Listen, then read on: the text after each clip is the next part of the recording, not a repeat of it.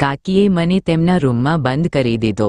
હું ચીસો પાડવા લાગ્યો, કારણ કે કાકીએ મને રૂમની અંદર બંધ કરી દીધો અને મને જોર-જોરથી મારી સાથે ખરાબ કૃત્ય કરવા મજબૂર કરવા લાગી. હું ત્યાંથી ભાગવાનો પ્રયત્ન કરવા લાગ્યો, પણ કાકાએ બળજબરીથી મને પકડી રાખ્યો અને કાકીએ મારી સાથે આખી રાત. હું હજી 15 વર્ષનો યુવાન હતો, પણ કાકી મને તેમના ઘરે બોલાવ્યો. હું કંઈ પણ સમજી ના શક્યો કે કાકી મને ઘરે એકલો કેમ બોલાવે છે. હું કાકીની જાળમાં ફસાઈ ગયો, કારણ કે કાકી પણ ખૂબ સુંદર અને સ્માર્ટ હતી. મને કાકીનું વર્તન સારું નહોતું લાગતું, તેમ છતાં હું કાકીના પ્રેમમાં પાગલ થવા લાગ્યો અને મને મોકો મળતા જ હું કાકીને ઘરે તેમને મળવા ચાલ્યો જતો. આખરે મને પણ કાકીનો અંદાજ ખૂબ પસંદ આવવા લાગ્યો. કાકી મને રોજ તેમના ઘરે બોલાવવા લાગી અને જ્યારે હું થાક અનુભવતો ત્યારે કાકી મારી માલિશ કરવા લાગતી. કાકીનો અંદાજ 20 વર્ષની યુવાન છોકરી જેવો હતો, એટલે હું પણ તેમની જાળમાં ફસાઈ ગયો. આ વાતની જ્યારે મને ખબર પડી ત્યારે ઘણો સમય થઈ ગયો, પણ આખરે મારા ભાઈએ મને મારી સાથે ખરાબ થતા બચાવ્યો. તો મિત્રો, તમારી સાથે પણ આવું થઈ શકે છે, એટલે ખાસ કરીને તમારે આ કહાની અંત સુધી સાંભળવી ખૂબ જરૂરી છે. નમસ્કાર મિત્રો, આજના વિડીયોમાં આપનું હાર્દિક સ્વાગત છે.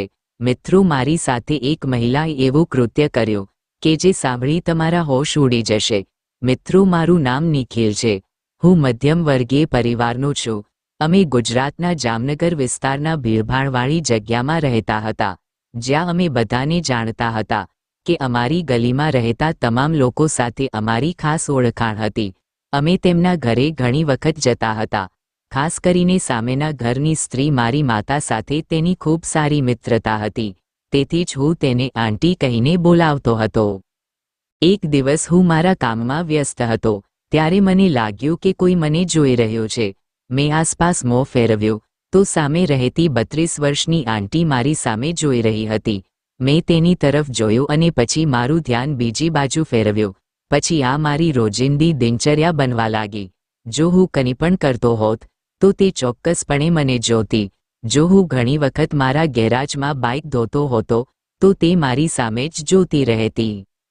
એક દિવસ તે મારી પાસેથી પસાર થઈ અને કહેવા લાગી, ક્યારેક તારી આંટીના ઘરે આવ, મારે પણ તારી પાસેથી કંઈક કામ છે. આ સાંભળીને મને એકદમ નવાઈ લાગી. તે શેના વિશે વાત કરી રહી હતી? પછી એક દિવસ હું તેના ઘરે ગયો. તે મને કહેવા લાગી, આજે દૂધ બહુ તાજું છે, ચા પીશો? તે જે અંદાજે કહેતી હતી, મને થોડું વિચિત્ર લાગ્યું. મેં મારું ધ્યાન બીજે ફેરવીને ચા લાવવા કહ્યું. પછી હું થોડો સમય તેની સાથે વાત કરતો રહ્યો. જ્યારે હું તેને વારંવાર જવા માટે કહેતો ત્યારે તે મને વાતચીતમાં લગાવી દેતી.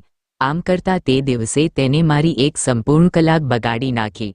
બહુ મુશ્કેલીથી મેં બહાનું કાઢ્યું અને ઘરે આવીને તે સ્ત્રી વિશે વિચારવા લાગ્યો કે તે મને કેવા પ્રકારની વાતો કહે છે અને તે મારી પાસેથી શું ઈચ્છે છે.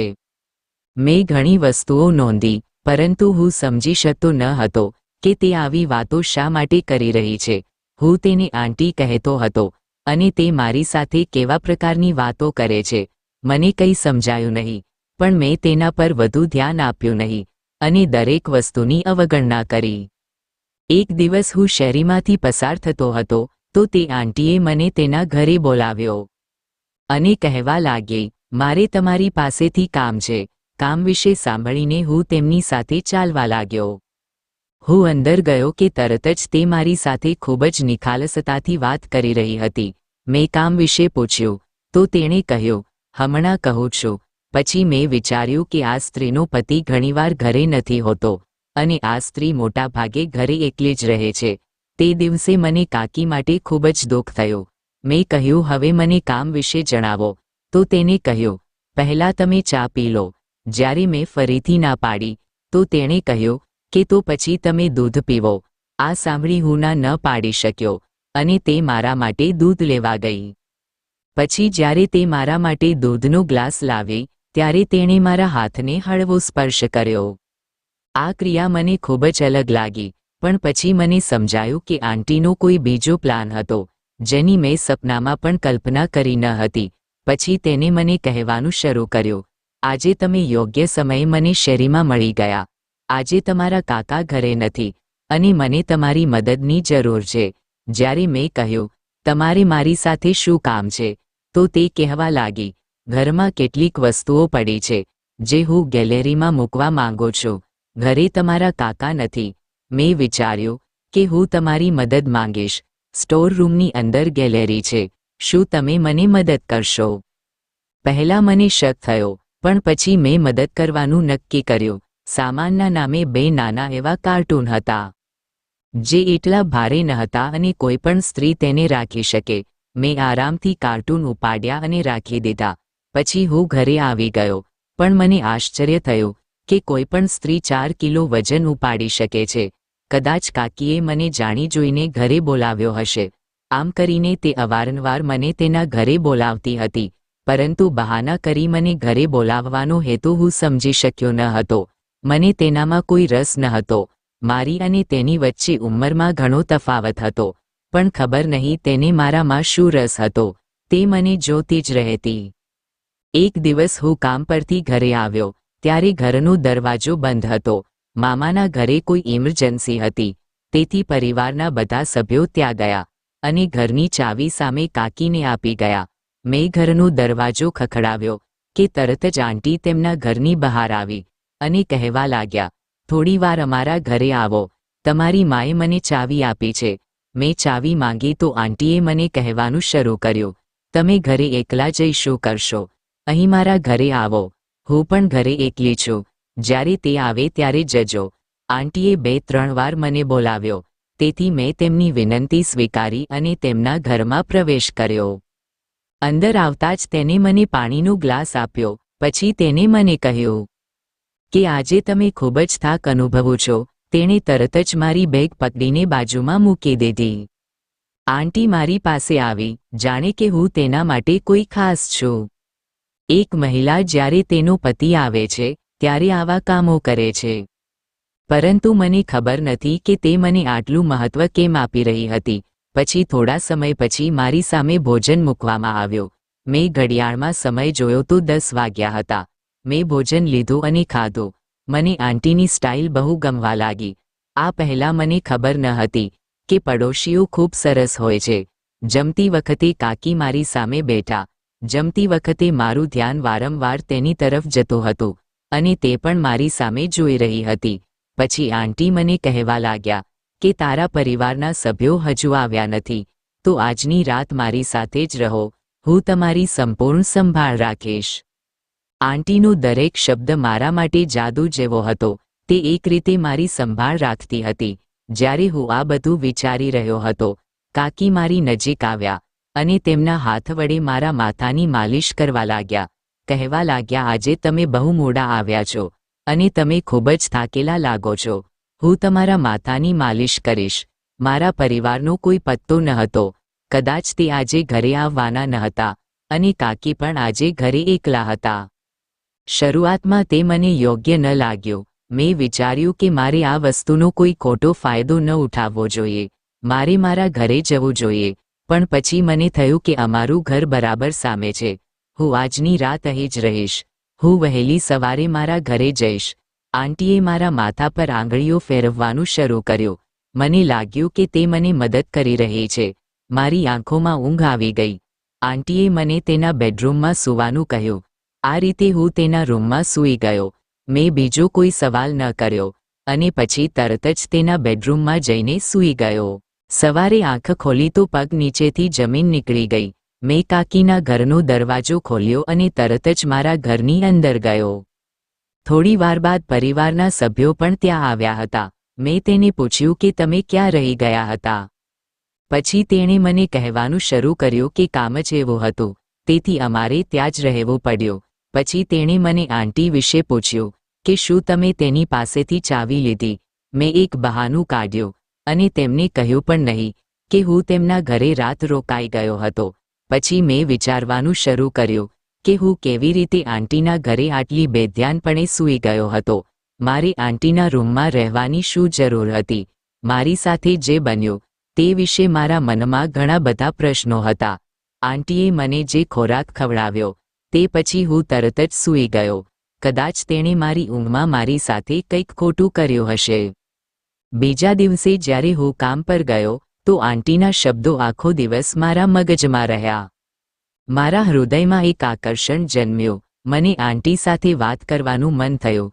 એક દિવસ હું શેરીમાંથી પસાર થઈ રહ્યો હતો ત્યારે મેં જોયું કે આંટીના ઘરનો દરવાજો બંધ હતો.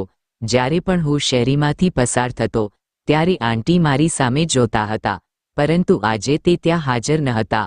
મેં અહીં ત્યાં જોયું પણ તે ક્યાંય દેખાતી નહોતી. પછી હું તેના ઘરના દરવાજા પાસે પહોંચ્યો. હું તેને જોવા માટે બેચેન હતો. જ્યારે હું તેના ઘરની નજીક પહોંચ્યો ત્યારે મને અંદરથી કેટલાક લોકોના અવાજો સંભળાતા હતા. મને લાગ્યું કે ઘરમાં કોઈ મહેમાનો હશે, એટલે હું પાછો આવ્યો. તે દિવસે મેં સાંજ સુધી તેની રાહ જોઈ, પણ તે ઘરની બહાર ન આવી.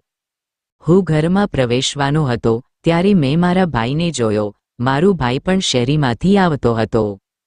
હું તેને જોઈને કંઈક અંશે આશ્ચર્ય પામ્યો. મેં તેને પૂછ્યું કે તમે અહીં શું કરો છો? તમે આજે કોલેજ કેમ ન ગયા? તેને કહ્યું, ભાઈ હું તને બધું કહીશ. ચાલો પહેલા ઘરે જઈએ, મને બહુ ભૂખ લાગી છે. અમે બંને અંદર પ્રવેશ્યા ત્યારે રાત્રિનો સમય હતો. અમે બંનેએ ખાધું. મને ખૂબ થાક લાગ્યો હતો. અમે બંનેએ રાત્રિ ભોજન કર્યું અને મારો ભાઈ સૂઈ ગયો. તે રાત્રે હું સૂઈ શક્યો નહીં. અચાનક મારો ભાઈ ઊભો થયો અને બીજે ક્યાંક જવા લાગ્યો. મેં તેને બોલાવ્યો, પણ તેણે મારી તરફ જોયું નહીં. હું સમજી ગયો કે તે તેની ઊંઘમાં ચાલી રહ્યો હતો. મેં તેને પકડીને તેની જગ્યાએ સુવડાવ્યો.